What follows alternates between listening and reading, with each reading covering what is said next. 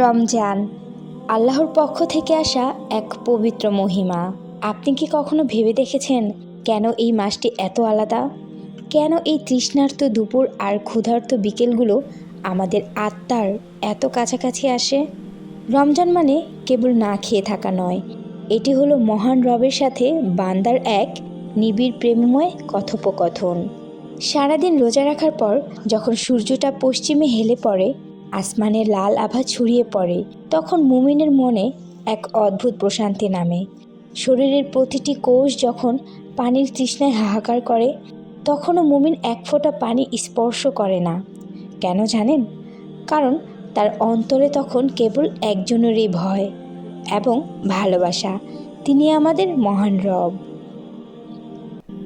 আমাদের প্রিয় নবী হজরত মুহাম্মদ সাল্লাল্লাহু আলাইহি ওয়াসাল্লাম বলেছেন, 3 ব্যক্তির দোয়া কখনো ফিরিয়ে দেওয়া হয় না: পিতার দোয়া, রোজাদারের দোয়া এবং মুসাফিরের দোয়া। সুবহানাল্লাহ! ভাবুন তো একবার, সারা জাহানের মালিক স্বয়ং ঘোষণা করেছেন, হে আমার রোজাদার বান্দা, তুমি চাও, আজ তোমার কোনো চাওয়া খালি হাতে ফিরবে না।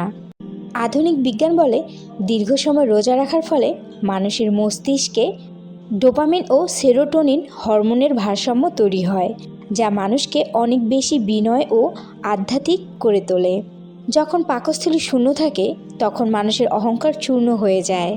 আর ঠিক এই ভাঙা হৃদয়ে যখন আল্লাহর কাছে কিছু চাওয়া হয়, তখন তা সরাসরি আরশে আজিমে পৌঁছে যায়।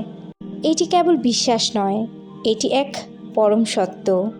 ইফতারের ঠিক আগের কয়েক মিনিট যখন দস্তরখানে হরেক রকমের খাবার সাজানো, কিন্তু আপনি অপেক্ষা করছেন কেবল আপনার রবের নির্দেশের।